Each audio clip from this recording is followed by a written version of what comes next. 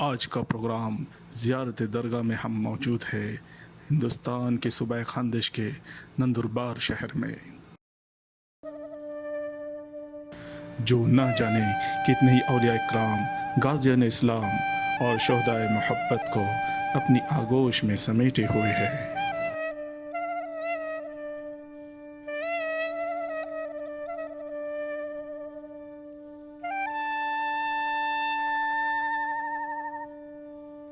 اسی شہر میں اپنی زندگی کو آبرو اسلام پر لٹا دینے والے شہید محبت فاطمی پھول سید السعدات حضرت علاء الدین عرف امام بادشاہ رحمۃ اللہ علیہ آرام فرما ہے، جن کی مختصر سی زندگی نے سرزمین خاندش میں اسلام کی آبیاری فرمائی۔ یہ وہ ذات بابرکت ہے جنہیں پروردگار عالم نے سرزمین خاندش پر ایک اور کربلا کے لیے منتخب فرما لیا تھا، کیونکہ قتل حسین اصل میں مرگ یزید ہے۔ اسلام زندہ ہوتا ہے ہر کربلا کے بعد۔ دنیا جانتی ہے کہ دین اسلام کی نشو و نما ہندوستان کے شہر اجمیر مقدس کی پاک سرزمین سے سرکار خواجہ غریب نواز رحمۃ اللہ علیہ کے ہاتھ ہوئی،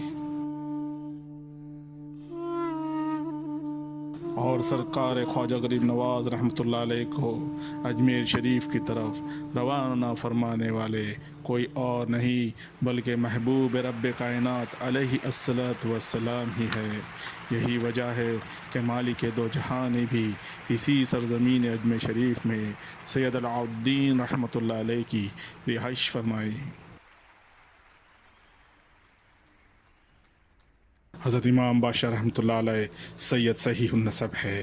آپ کا نسب نامہ اس طرح بیان ہوتا ہے: امام بادشاہ رحمۃ اللہ علیہ بن سید عبداللہ بن سید محمد حسین بن سید محمد طاہر بن سید شریف موسیٰ ثانی بن سید ابراہیم بن امام موسیٰ القادم بن امام جعفر الصادق بن امام محمد الباقر بن امام زین العابدین بن امام حسین بن امام علی رضوان اللہ تعالی علیہم اجمعین۔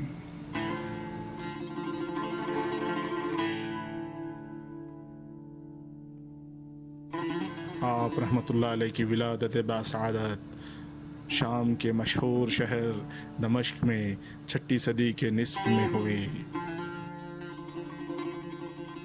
امام بادشاہ رحمۃ اللہ علیہ عالم، فاضل اور عارف کامل ہے، صاحب خرق و عادت و کرامت تھے، خلائق کو ہدایت اور ارشاد فرماتے تھے، اور اسلام کی اشاعت و دین محمدی کے رواج میں کوشش و جان فشانی زیادہ کرتے تھے۔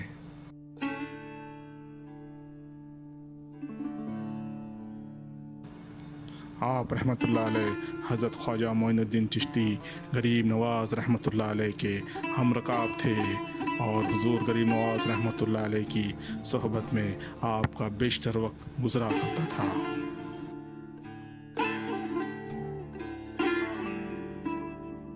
نقل ہے کہ ایک روز آپ حضور غریب نواز رحمۃ اللہ علیہ کی مجلس میں تشریف فرما تھے کہ یکایک ایک سید مظلوم آیا اور حضور غریب نواز رحمۃ اللہ علیہ سے عرض کیا: میں نندربار خاندیش میں گیا تھا، وہاں کا حاکم راجہ رائے نند گولی ہے۔ اہل شہر نے مجھ سے پوچھا کہ تم کون ہو اور کہاں سے آئے ہو؟ میں نے کہا میں سید ہوں اور عرب سے آیا ہوں۔ راجہ نے حکم دیا کہ اس کو مار ڈالو اور شہر سے خارج کر دو۔ راجہ کے ملازمین اور اہل شہر نے مجھ کو طرح طرح کی ایذائیں دی اور میرا ہاتھ قطع کیا اور مجھ کو نکال دیا۔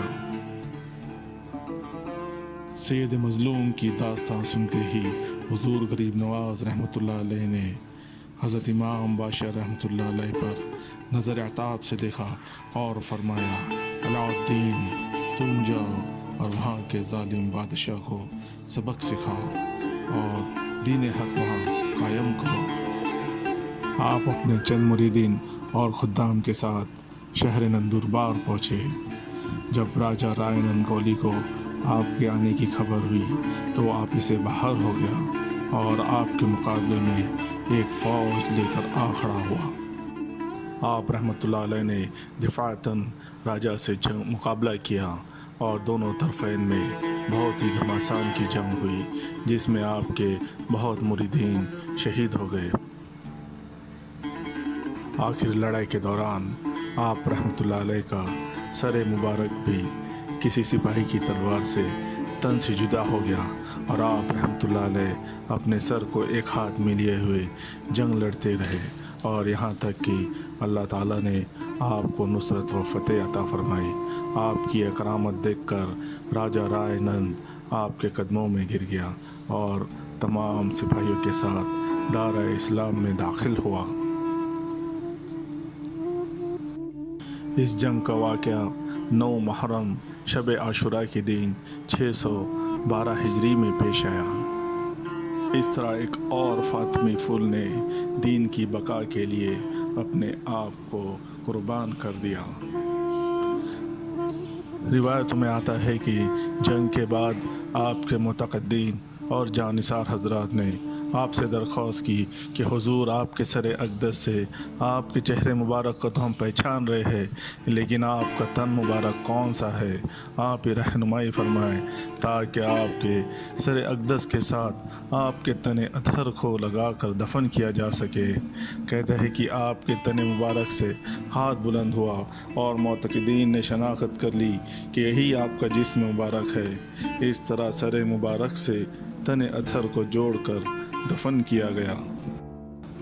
آپ رحمۃ اللہ علیہ کی شہادت کے بعد آپ سے بہت سی کشف و کرامت ظاہر ہوئی۔ لوگوں نے آپ کی بارگاہ میں آ کر شرک و کفر سے توبہ کی اور تمام ملک خاندیش آپ کے قدوم فیض سے با اسلام ہوا۔ حضرت امام بادشاہ رحمۃ اللہ علیہ کی قبر شریف پہ درگاہ کی تعمیر خاندیش کے حاکم ملک ناصر فاروقی نے سن 1457 عیسوی میں کی۔ درگاہ شریف کے سامنے خیبر مسجد کی تعمیر چمن شاہ نامی بزرگ نے کی۔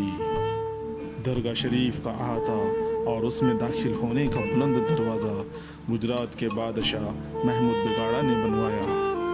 بلند دروازے کے سامنے کے مکانات کی اصل تعمیر حاکم اندور مہاراجہ تکو جی راؤ ہولکر نے کی، اور رنگ محل جس پہ خوبصورت بوٹیاں بنی ہوئی ہے مغل بادشاہ شاہجہاں کے زمانے میں چکھلی کے نواب نے کی۔